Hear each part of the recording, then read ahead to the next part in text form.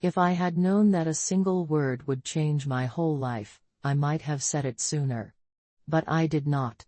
I waited. And when I finally said it, my dad's hand flew across my face so fast that my vision turned white. That slap was the moment the truth stopped hiding. My name is Natasha Bennett, and this story begins in the home I worked years to build. My condo was my peace. My place. My sanctuary. It was the one place where I felt safe, quiet, and in control. I liked silence. Silence was honest. Silence never lied. But the night my doorbell rang with 3 frantic chimes, everything changed. Everything? That night, fall settled over Fort Wayne with that crisp cold smell of burning leaves, the kind that makes you think something is ending. I had just kicked off my heels, poured a cup of coffee, and breathed out the kind of breath you release only when you know you are finally home. Then the doorbell rang. 3 sharp, urgent rings. No one rings a doorbell like that unless something is wrong. When I opened the door, my parents were standing there with 4 suitcases. My mother's eyes looked wet and glossy. My father's jaw was tight, clenched in that way he used to get when bills were late or plans fell apart. They looked like travelers who had missed their flight. A picture of panic. "We lost the house," my mom whispered as she stepped forward and wrapped her arms around me.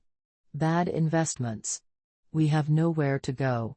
For a moment, my heart dropped. My parents. Homeless? It felt unreal. Impossible. But what could I do? They raised me. They fed me. They held me when I cried. So I stepped aside. I made room. I told them they could stay a few days.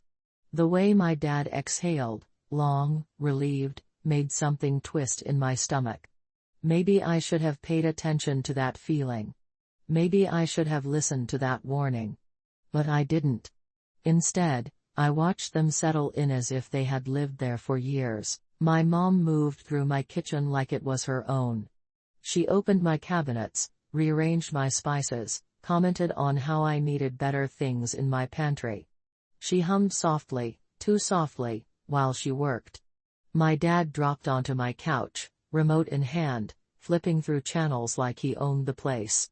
He even complained about the loose hinge on my hallway door, like he was preparing to start renovations.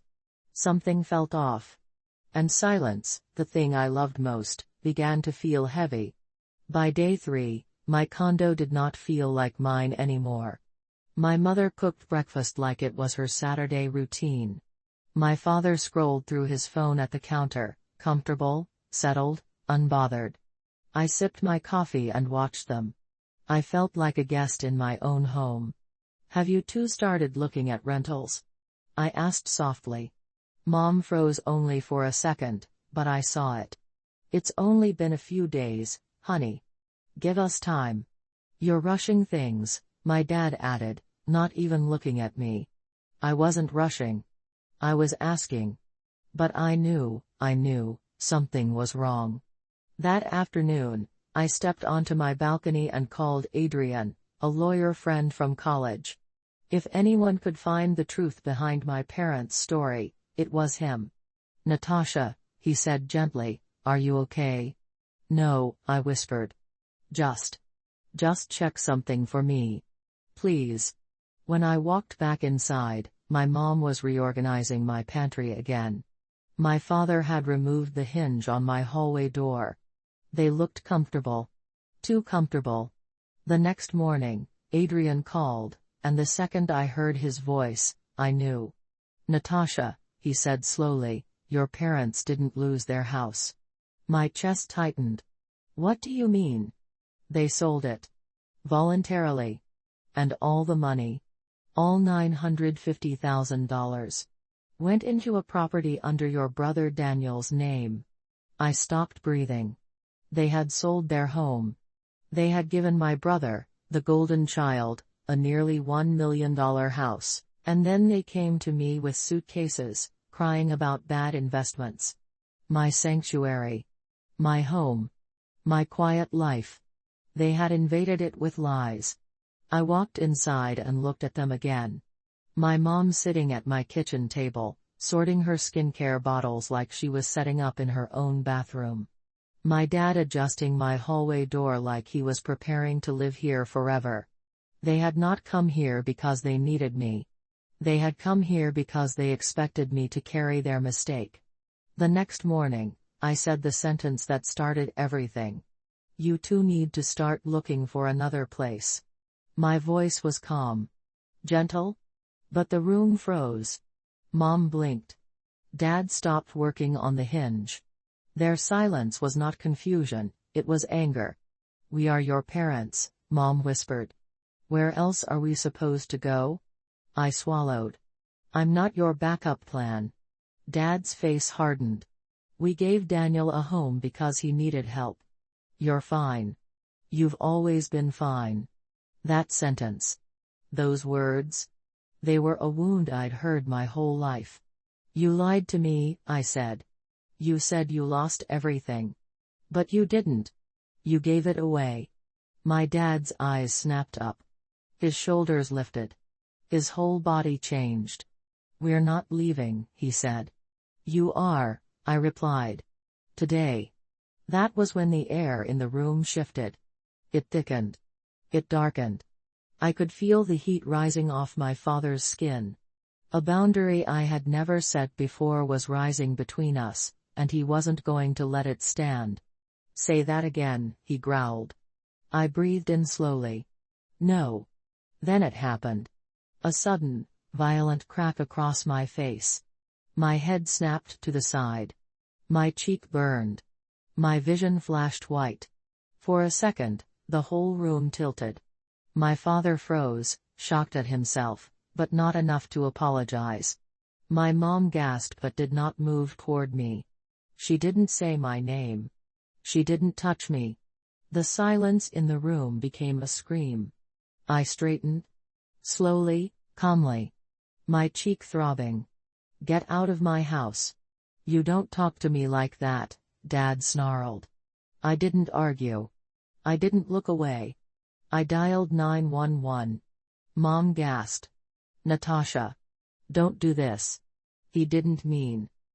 He hit me, I said. In my own home. My voice was steady. Clear. Yes, I told the dispatcher. I need officers at my address. 2 people are refusing to leave my property. When the officers arrived, the room changed instantly. The power shifted. My father argued. My mother cried. But for the first time in my life, their voices did not drown out mine. Yes, I said when the officers asked. I want them removed. Minutes later, my parents walked out of my home with the same suitcases they came with. Except this time, there were no lies. No hugs. No soft words. The door closed. The silence returned. But it was not the same silence. This time, it was mine. And that was only the beginning. I thought the moment they walked out of my door was the end of the chaos. But I was wrong. It was only the spark. The real fire came later, when secrets started breaking open like cracks in the ground. The silence in my condo felt strange the next morning. Not empty. Not lonely. Just clean.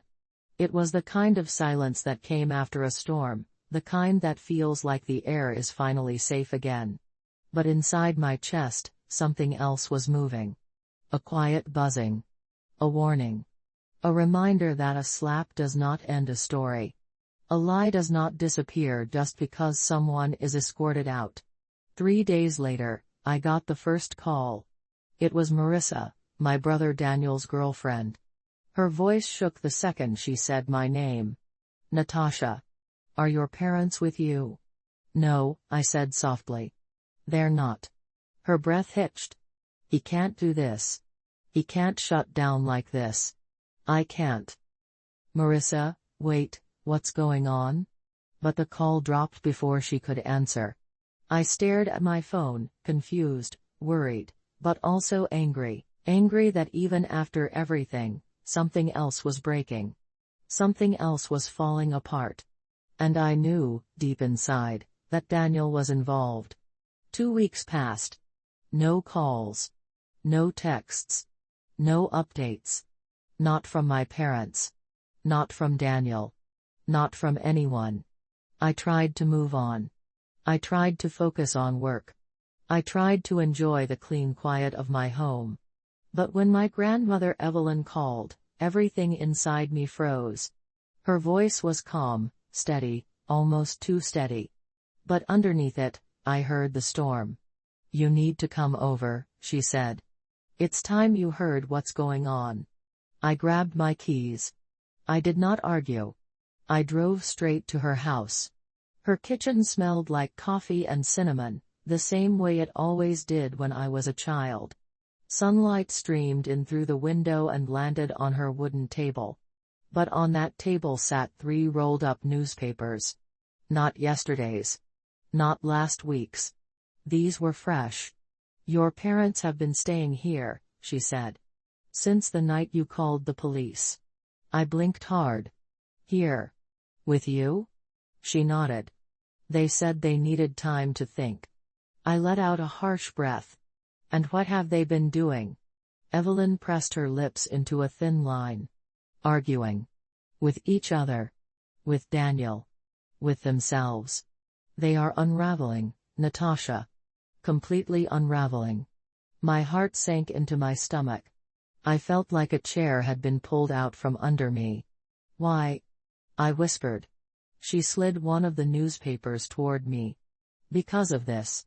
The headline hit me like a blow. "Local man faces foreclosure after failed startup gamble." My heartbeat stopped. It didn't list my brother's name. But the details were unmistakable. The property value. The neighborhood. The timeline. Daniel's house, the one bought with my parents' life savings, was in foreclosure. He had mortgaged it. He had gambled it. He had lost it.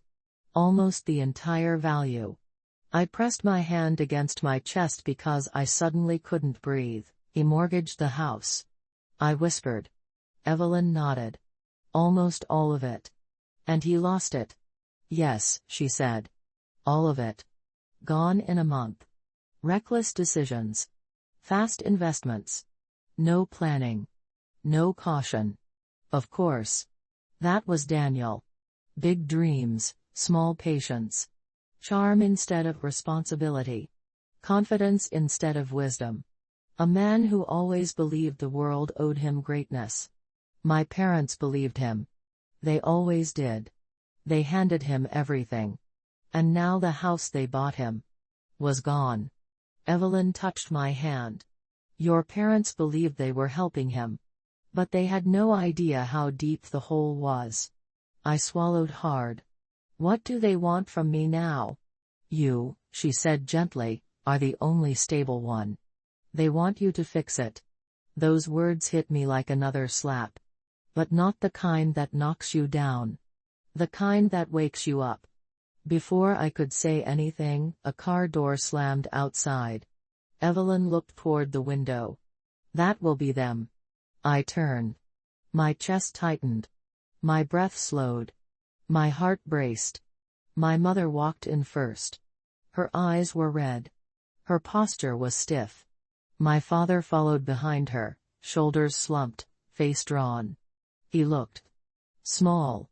Smaller than I had ever seen him. And then came Daniel. He looked like a ghost of himself. Pale. Exhausted. Broken. The 4 of them stood in the doorway like a cracked family portrait. Evelyn motioned toward the table. "Sit." We all sat. My mother was the first to speak. Her voice trembled, but she held herself tight. "Natasha. We didn't come here to fight." My father stared at the table. Not at me. Not at anyone. Just the wood grain. "We want to explain," he said quietly. Daniel couldn't look at me at all. I folded my hands. "Then explain." Mom inhaled shakily. "We sold the house because Daniel's startup needed help. And the house we bought him. We thought it was an investment, for his future. I felt the old pain rise up, the pain of being the steady child, the one who didn't need anything. You didn't even tell me, I said. You didn't involve me. You didn't trust me. Dad winced. We didn't think you'd understand. I laughed, not loudly, not mockingly, but with disbelief. You never think I'll understand, I whispered. You never even try. Daniel finally spoke. I messed up. I looked at him. Really looked. I thought I could build something, he said. I thought I could make you proud. At what cost? I asked. He didn't answer. He didn't have to. Dad leaned forward. We know we hurt you. What happened in your condo? It should never have happened. I stared at him. You hit me. His face cracked. Truly cracked. I know. And I am ashamed. Mom reached toward my hand but stopped halfway. We didn't come to ask for anything, she said. We came because we finally understand something. What? I asked. That you don't owe us your home, she whispered. Or your life? Or forgiveness. The room went silent. Even the house seemed to hold its breath. Evelyn's voice was calm. Family makes mistakes. Big ones. But healing doesn't begin with money. It begins with owning the damage. Daniel nodded slowly. I'm looking for work. A real job. I'll pay back what I can. It will take years, but I'll try. Mom wiped her eyes. We want to make things right. Without sinking you again. Dad swallowed. If you let us. We want to earn your forgiveness. Not demand it. Something inside me loosened. Not the pain. Not the anger. But the weight. I can't fix your choices, I said softly. And I won't carry them anymore. Mom broke down in tears. Not the manipulative ones. Not the guilt-painted ones. These were real. Dad nodded once. Daniel finally looked up at me, gratitude shining through the exhaustion. Evelyn smiled gently. Good. Then this is the real beginning. She was right. But beginnings are slow. Healing is slow. And truth. Truth moves like water through cracks. In the weeks that followed, everything shifted. My parents stayed with Evelyn, not as victims, but as adults facing consequences. She didn't let them hide. She didn't let them blame. She made them take responsibility. Daniel got a job. A simple job. A humble job. But he showed up every day. No dreams of fast money. No wild plans. Just steady work. And I reclaimed my home. I changed a few things. I reorganized. I bought a new lock. I cleaned my shelves. Not out of fear. Out of reclaiming. Adrian checked in often. His words stayed with me. Boundaries are not walls, Natasha. They are doors you control. One quiet Saturday, I visited Evelyn again. My parents were outside in the yard, raking leaves, working slowly, side by side. They looked up when they saw me. Not guilty. Not demanding. Just hopeful. For the first time, I felt something I didn't expect. Possibility. Our family wasn't perfect now. Or whole. Or healed. But we were honest. And honesty is where rebuilding begins. And that was more than I ever thought we'd have. I thought that moment in my grandmother's yard was the real ending. But life is not a movie. Healing is not a switch. And peace, real peace, is something you fight for every single day. What came next taught me that rebuilding a family is not simple. It is slow. It is painful. And sometimes, it surprises you in ways you never expect. The day after I visited Evelyn, I woke up earlier than usual. My condo felt different again. Not just peaceful. Not just clean. It felt like it finally belonged to me in a way it never had before. I walked from room to room, touching the walls, the counters, the doorknobs, the shelves. Not because I was checking for anything, but because I was grounding myself. This was my home, my space, my life, and no one was going to take that away again. I made a cup of coffee and sat by the window, watching the sun rise. And as the pale orange light hit the buildings outside, I realized something simple and powerful. Healing is not something you wait for. It is something you create. Later that afternoon, I got a text from Daniel. "Can we talk?" Not at Evelyn's. Not at my home. But at a small cafe downtown. I almost said no. A part of me still ached. A part of me still carried the sting of every old comparison, every moment I was treated like the child who didn't need anything. But I said yes, because some stories are not meant to end in anger. Some stories deserve a second chapter. Daniel was already sitting at a table when I arrived. He looked tired, but different. Like someone who had finally stopped lying to himself. He had a notebook open. A pen in his hand. A cup of black coffee untouched. He stood when he saw me. "Natasha." "Daniel." We sat. For a few seconds, we said nothing. Silence. But not the heavy silence from weeks ago. This one felt like a doorway we had to step through. He finally exhaled. "I owe you the truth." I nodded. "Then say it." He looked down at his hands. I wasn't just trying to build a startup. I was trying to become someone I thought Mom and Dad would finally take seriously. I swallowed hard. "At my expense." "Yes," he whispered. "And I'm sorry. Truly sorry. I didn't see how much they relied on you. I thought you were perfect. I thought you didn't need them." "That's not true," I said quietly. "I needed them, too. They just didn't notice." Daniel's face twisted, not in anger, but in grief. "I know. And that hurts me. More than anything I lost." He opened his notebook. I leaned forward. "I made a plan," he said. "A real one. Not dreams. Not big ideas. Just steps. Simple steps. I'm cutting my expenses. I'm saving. I'm paying back the mortgage, slowly, even if it takes years. And I'm paying Mom and Dad back first." My eyes began to sting. Not with pain. With something softer. "This is good," I said. "This is what responsibility looks like." Daniel nodded. "I learned the hard way." We talked for an hour. Not as enemies. Not as rivals.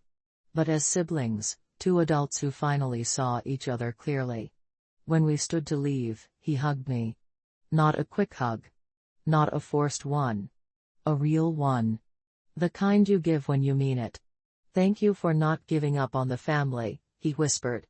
"I wasn't saving the family," I replied. "I was saving myself. The family part.